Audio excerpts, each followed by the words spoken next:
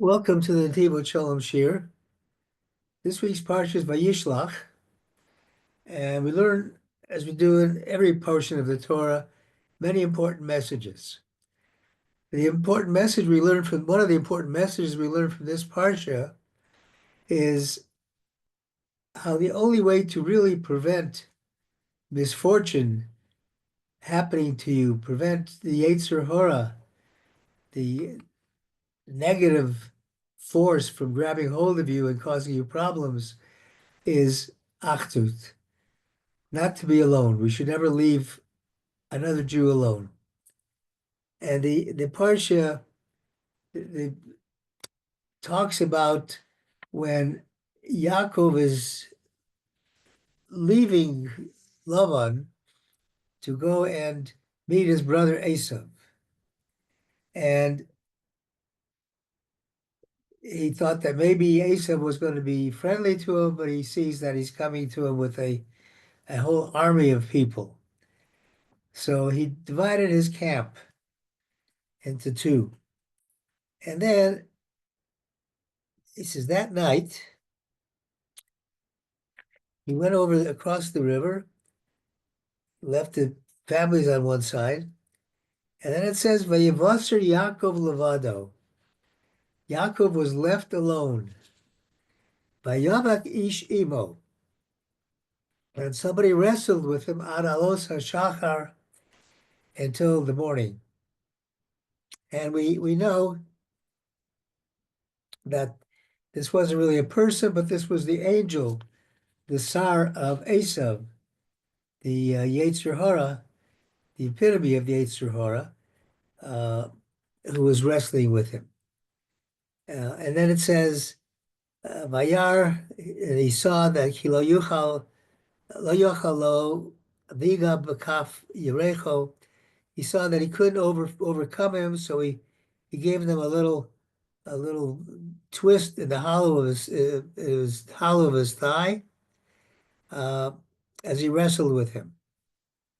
So the Nativot Shalom starts by repeating that first sentence by Yevasar Yaakov levado. V'yavakish imo ad alos hashachar. V'yar kilo yochalo diga b'kaf yirecho diga kaf yerech Yaakov ba'avako imo. The Gemara Chulin says, Malame, this teaches us, Sha'ala avak miraglosam ad kisya kavod. The dust that was coming up from their struggle rose up to heaven, to the throne of glory. The Chedis Mizrah Kodesh, the Zohar also says the same thing. So he says, V'yeshli biyah, we have to understand the mashmod. What does this mean? Eich shayich, shegil habak ad l'kisei hakavod. What does it mean that the dust of their struggle rose up until before the throne of Hashem? What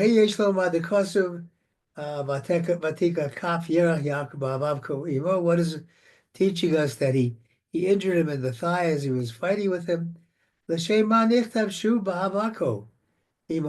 Again, it's using the same word, b'havako. And why does it repeat the word? At the beginning of the sentence, it says a person wrestled with him. So why does it say that as a result of this wrestling, he injured him in the thigh? Again, it repeats the fact they were wrestling. But Chazal, sages teach us, this person with whom he was wrestling was the Sar, the angel, the minister of Esau.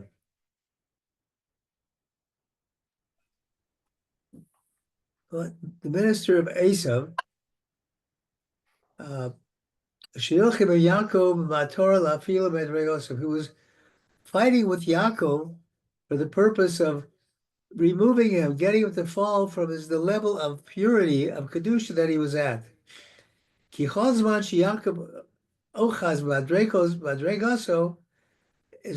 Yaakov held fast to the level of holiness and Kedusha that he had, the level of purity that he had, Lo yochal Esav livgo b'lara. Esau was not able to do him any damage. Wasn't allowing anything bad to, couldn't cause anything bad to happen to him. And because of this, Yesh Lefarish V'Yavakish Imo, we can explain that this is what it means that a man wrestled with him. Hainu Shabikesh Lahatil Bo Lepachot Avak. He wanted to at least reduce him a little bit, avak, just so that slightly away from the holiness that he had. Okay, the Tzidum of Chazal and the sages have many examples, Lashon Avak, the language of Avak. So there's something like called Avak Ribis. Avak Ribis is Ribis, interest, but it's not really interest by the Torah. The Torah prohibits interest, but this is something, Avak Ribis. It's not really Ribis, but it's not really a violation, but it looks like it. It's the dust of Ribis, so to speak. Avak Shviz, with Shemitah, you're not allowed to eat anything, that you're not allowed to cultivate the land. So if there's something that looks like maybe it's not really a violation, but it sort of similarly looks like it, that's called avak shaviz. Avak lashon hora. You don't really say lashon hora. You don't say uh, negative things about somebody, but you say things that could lead to lashon hora. For example, uh, you're talking about Ruvain, and you tell me that Ruvain is a wonderful person, and I respond to you, "Oh, is he?" Uh, and that's avak lashon hora. I haven't said anything, but I'm indicating by my tone of voice that maybe there's something wrong with him. So that's avak. So these are examples of the word avak. She'ena misurim mamish el avak yisri. These are not real prohibited acts, but they're close to it. They appear to be, but they're not. B'zeh yabak ish imo. This is what it means that the man wrestled with him. Ki yada, he knew, the angel of Esau knew, shebenogea lisorim lo yochalo. He wouldn't be able to get Yaakov to commit a total violation of something, to completely fall off his level. Balkem bikash lahakel avak b'madagosam aruchnios. So therefore, he just wanted to cause him to seem like he's falling from the spiritual high that he's on. That's why Chazal said that the dust was going up to heaven. Because the Kisei HaKavod talks about the chair, the throne of glory, it hints at Amunah in Hashem. And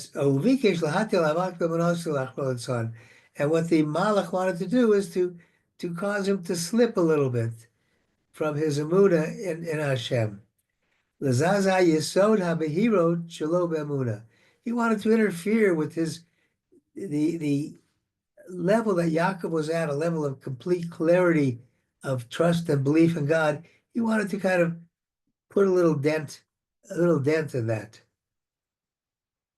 Isa B'Kli Yakar, and the Kli Yakar, the commentary says, Avayavok Ish Imo, a person wrestled with him. Shirotzu L'Samo Es Einai, he wanted to blind his eyes. Shikol Shika Avak Zeh Ola, like dust in front of your eyes going up. Umasama Einai Adam, that blinds the eyes of a person. Hainu Letashtesh Behiro Tamuna Shlo, to interfere with his clarity of Amuna. Excuse me.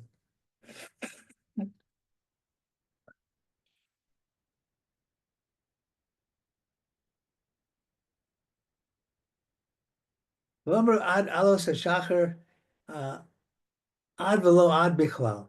He says until morning, meaning including the morning. Ki alos hashachar, when it became dawn, Hikir be'emes, kiyesh olam bori mane, because and when the morning came, when the light started shining, he remembered that there is, in fact, a a creator of the world, and somebody who runs the world. Kivich is Zrichas Hashemesh Meida al Hamuna, because the rising of the sun, the sunrise, hints at Hamuna.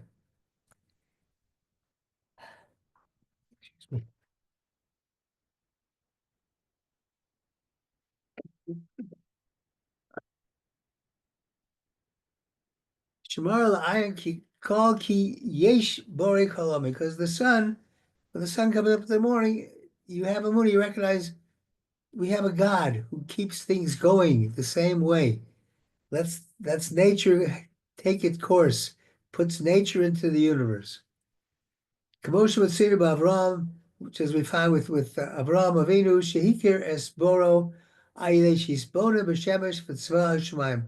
He recognized God for looking at by contemplating the stars and the sun and the stars.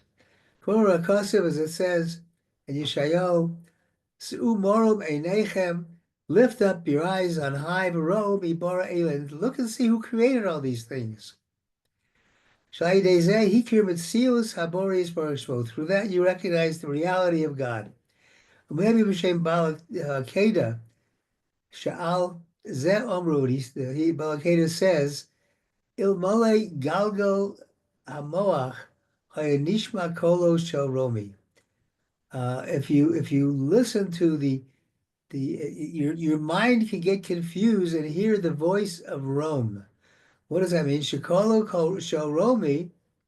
Mechacheshes Rachman Latzan es Mitzios Habori, the voice of Rome, the tuma that comes from Rome, the negative that comes from Rome, the spiritually negative things interfere with your vision of the reality of God as the creator. Galgo Amoach Machris Mitzioso Elohim Yisborach Nishma Kolo Shel Romo. As you're letting that voice of Rome interfere with that. This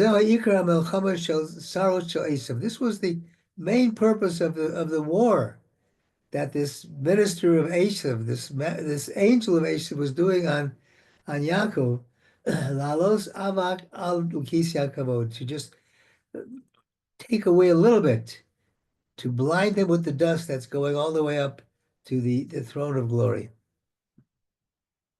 And he continues.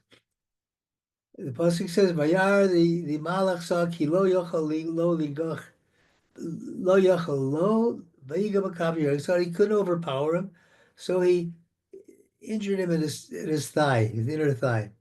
A perish bezeh, and what this means is api shema ba'ara b'mokum acher ki yeshkimu madregos b'una.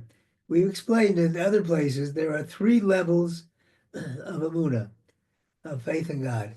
Tachtim, Shneim, Shlishim. The lower level, the middle level, and the upper level, the third level. Yesh Emunah HaMalach. There's Emunah of the mind, an intellectual Emunah. Shebeseichel, because of your intelligence, who may be Ki Yesh Bori Kolomos. You understand there is a creator of the world. Just like you look at a painting, you know there was a painter who painted it. You look at the creation of the world, you know that there's somebody who created this. So that you could do with your intellect. Higher than this intellectual emuna, a madrega gvoa yoter emuna shebalev. This is the emuna of your heart.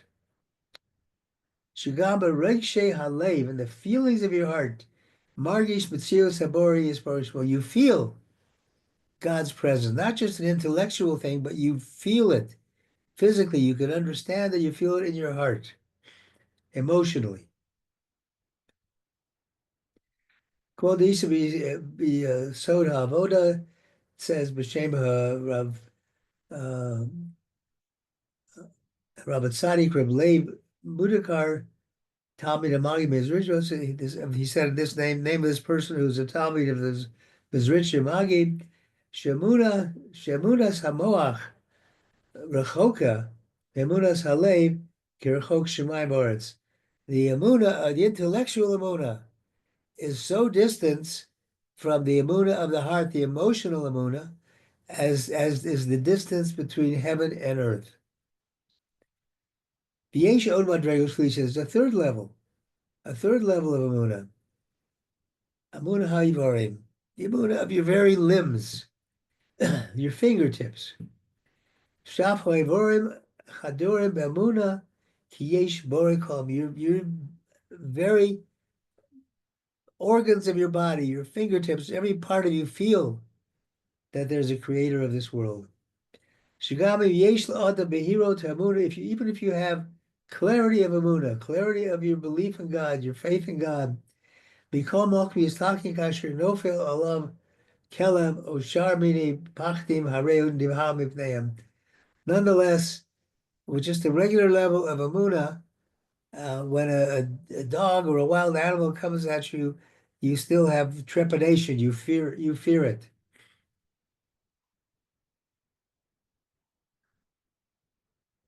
Because you're missing that third level of Emunah, the Emunah of your Evarim. Shadayin ain't kol Evarim chadorim b'Emunah b'ashkocha pratis. Because up until this point, you may have Emunah of the moach, of intellect, of the lave, of the heart, but you don't really feel it in your limbs. So you're lacking a key element. That's the highest level.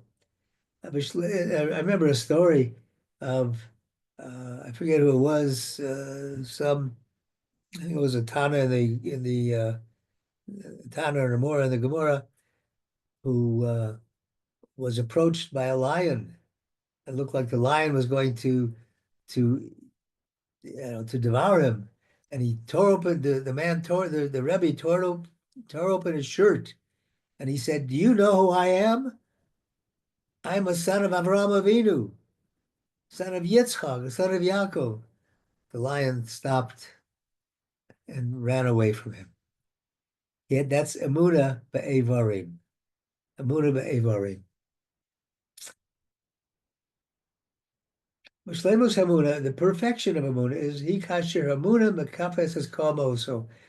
Perfection is when Emunah covers all these three areas. Emunas hamoach, emunas halev, emunas ha'evarim. Kasher yesh la'adam shleimus behiros emunah b'moach halev be'evarim are kol hanagosa b'chlal heim b'kedusha v'yochedes. If you have that emunah of all these three things, everything that the clarity shows that everything that happens is unique holiness. Shemargish b'tachlis habehirot, because you feel with clarity, you understand and you feel that God is standing above you, standing over you, looking at you, knowing everything that you're doing. And you feel that there is judgment and there is a judge. That's what it means. The angel was not able to overcome him. Shra, he saw he saw he couldn't raise up this doubt in Yaakov that it would go up to the Kisei HaKavod, to the throne of glory. He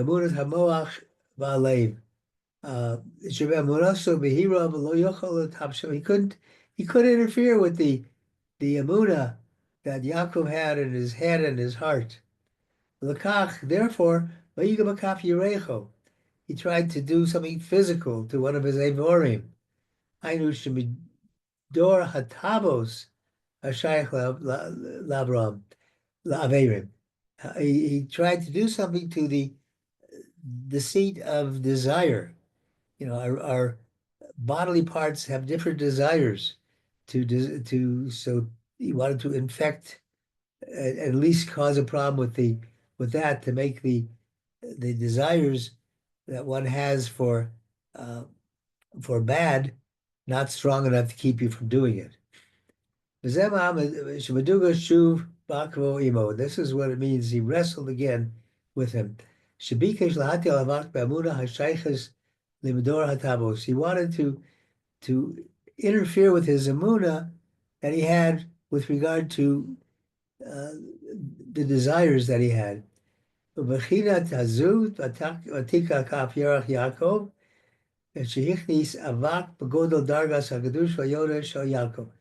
Therefore, he did something to one of the Averim, and to do this, he was trying to interfere with the holiness of Yaakov.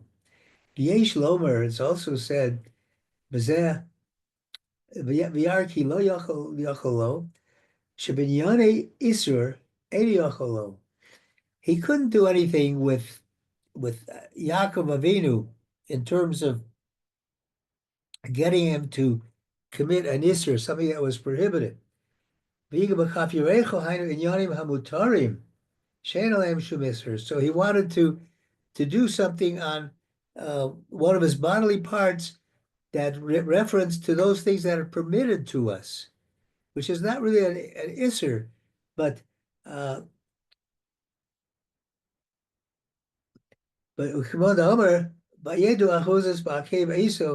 as it says when he was born, when Yaakov was born, his hand was holding on to the heel of Esau. Akev, who Rosh Tevish, the letters of Akev, he meaning heel, Ayin Kov Vase, Kadesh Atzmecha B'mutar. You've heard that a few times. Kadesh Atzmecha B'mutar. Make yourself holy with those things that are permitted for you.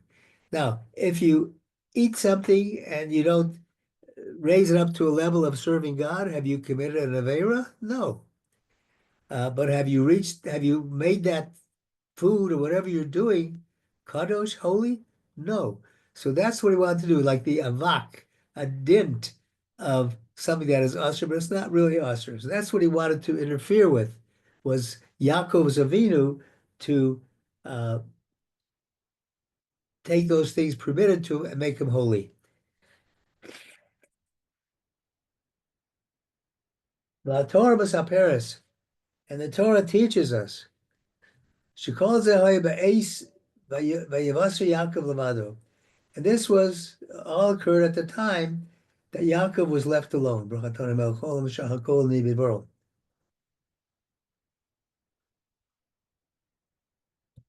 does that mean? Shenishar levado lelo Hashem teka. He was left alone without the protection of the 12 tribes.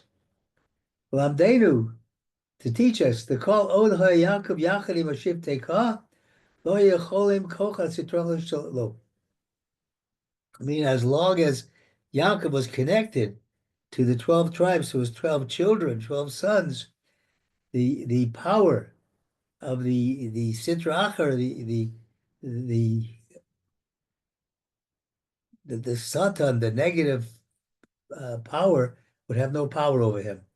So we find the custom of Kasher Yalda Rachel as Yosef, when Rachel gave birth to Yosef, Yomer Yaakov said, I love it to love us, Shalcheni, send me away. I'll go to my place and my land. Yaakov es Yosef Imo. When Yaakov had Yosef with him, Koach HaKeneged Shal Esau. This was the power against Esau. He was no longer worried about Esau. Rashi says, Memra Kasuv. It says, Yaakov Eish, the house of Yaakov will be fire. Ubeis Yosef Lahava, the house of Yosef will be a big flame. Ubeis Esav Lakash, and the house of Esav will be stubble. So it'll be burned up by the house of Yaakov. Shekasher Yeshnu Kvar Halahava, as I call Beis Esav Enu Klum B'fan. As long as this flame is burning and the flame is with him, in the persona of Yosef, the power of Esau is nothing. A flame to stubble is nothingness. Kakash b'fnei lev, like stubble before a flame. Balkan calls Macho Im Yosef Lohim Mapachim Mikol. Therefore, when he was with Yosef, he wasn't worried about anything. Barak Kashi Vasri Yaakov Levado, Vayavek Ish Imo, just when he was alone and they fought with him. B'chal Mavakim Shal Yaakov, Lishbor Kochas HaKlichot Shal Lavon, Esau HaYetzorech Lishmira Shal Koach HaRabim, Shiv Tekoah. All the fights that Yaakov had with Lavan, with Esau, all the difficulties he had, the only way he got through them to be able to break the hold on him is to have the power of the tribes, achdut, togetherness of everybody. This is what it means when Laban was running after him. Yaakov el Achiv, Laktu Avanim. Yaakov said to his brothers, pick up stones. He wasn't talking to his brothers, he was talking to his sons, but Achiv is also referred to sons or any relative, not necessarily brothers. Hiksha, the question is asked, Madua Kasim Khan Achiv, why does it say Achiv, brothers, when there is children? Uperish, Shachim Hu Lashon Ahava V'Yedidos. The word Achim, brother, is a language of love and endearment. Shomer Lehem Sheyeshachtu Imo Ke'echad B'Ahava V'Yedidus. It's saying to them, gather together in love and endearment one for the other. Shomer Lehem Sheyeshachtu Imo Ke'echad B'Ahava V'Yedidus Ki Lavan Hu Yechido De Klipa. Lavan was the headquarters of the klipa. What is the klipa? The klipa is the covering. You take something off of a fruit, whatever, to get to what is good. Klipa is the outer covering. So klipa refers to those things that are not good. So Esau was the epitome of klipa. So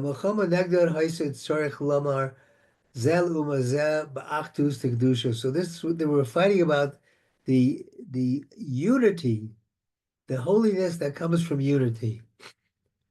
And therefore he called them Achiv, to connect them with him in unity, with love and endearment.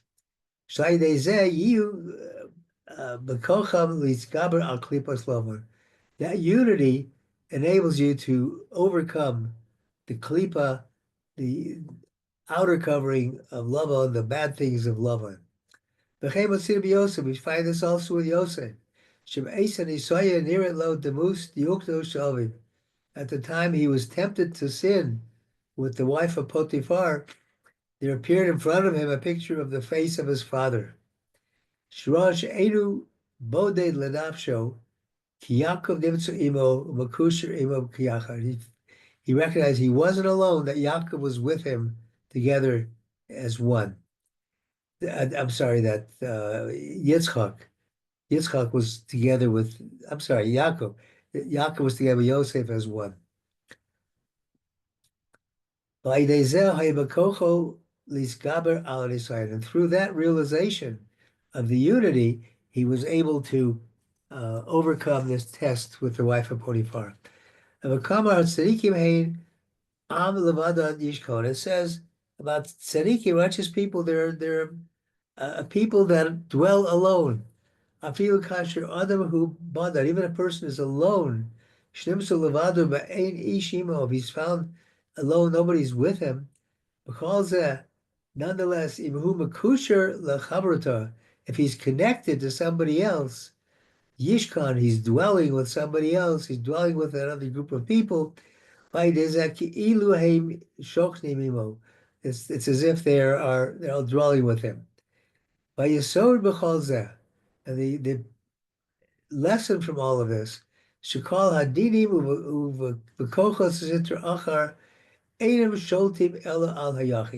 that all of the adverse things, all of the bad judgments, all of the negative things that the Satan and the Yetzer Horah is putting upon you uh, only goes on the yachid, on the individual.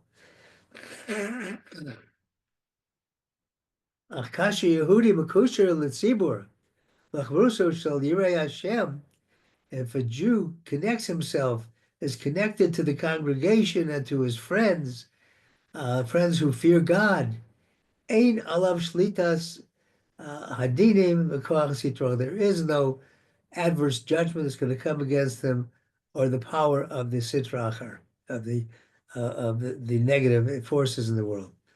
These kashrus l'tzibur, this connection to the community, shmira hein b'chol yonim haruchnim. This guards you against all spiritual problems. V'gam b'chol yonim hagashmi, and also physical problems. But b'chlal dir Rav Kodesh b'klassik zechulei, the classic Rebbe says, Gomer Chazal, al mishi yesh lo yisurim, yodiat saro l'rabim. Somebody who has problems shouldn't keep it a secret, but you should tell others about the problems. And then by you telling others, people will ask Hashem for mercy upon you. Shelo nemar yavakshu ela mavakshim. It doesn't say that you will ask, but they will ask. By telling people about your surahs, they will connect and feel your pain. Etzem koach harabim mamti kol hadinim. The basic power of the unity of people together, of the Rabbi, of the majority, is to sweeten any adverse judgment. Rachamim misvakshim alav me'alehem. And the mercy comes from that. Okay, the Maral says, Lagabi Egla Rufa. When we talk about the Egla Rufa, remember the Egla Rufa is when you have somebody you find a body in the middle of between two cities, and you don't know who caused the death. So the elders of both cities come out and they look at the distance between the cities, and they each put their hands on this cow, this calf, and say, "My hands did not cause this." As it says, the elders say, "Our hands did not spill this blood." But Chazal, and what Chazal is saying, when they say you certainly don't think that it was the elders of the town that killed this person, but what happened? Shlo patronu below levaya. They were saying we didn't let this person leave our city without accompaniment. If somebody is leaving, you should always accompany him a little bit on the journey, and that accompaniment gives him protection. But Tzorach Bir, you have to understand, he says, Mabakach Shvatro below Levi. What does it mean? They let him go without accompaniment. If they let him go without somebody accompanying him, does that mean the equivalent of they spilled his blood? Teaches us that if a person is an individual to himself, he's not connected to the rest of the congregation, yesh alav shlitas hadinim. He's subject to the harsh judgments that can befall him. The oz shayach shiyarog rachman, and that's for that they are fitting to be killed because of the situation they put him in. They weren't killed, but they were fitting to be. Vinya levaya hu shebezem magalim klavi shemaya. And this whole thing teaches that nobody is an island. They're all connected to the community. When we talk them mischashvim bo min hashemayim below kiyached kim kebechelek min haklal. So therefore, from Shemayim they look at you if you're connected. That it's not, you're not just an individual, you're not being judged as an individual, but you're part of the general unity of Bnei Yisrael. Because of the power of this unity, you can't have any adverse thing happen to you. And that's what it means. That's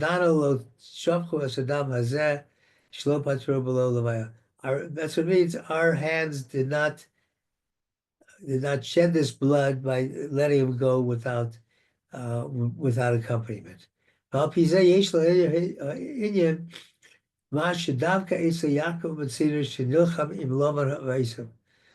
have to say, why just with Yaakov do we find this fight with Lavan and with Esau? Shlomo Tzidkenu came by Avram Yitzchak. Avram Yitzchak didn't have this problem. The difference is that with Yaakov, the picture was complete. He had with him the 12 tribes. All 12 sons were born. And because of this, he had the power of the many, the higher power of the many.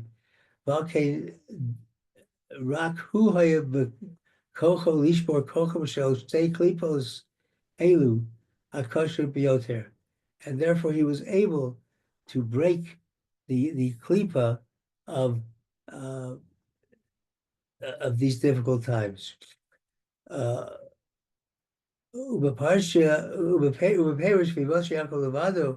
words "he was left alone," the Torah teaches us a very important lesson. That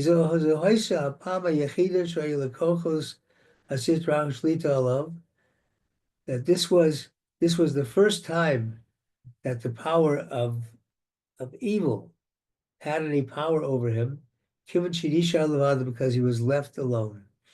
The Torah teaches us,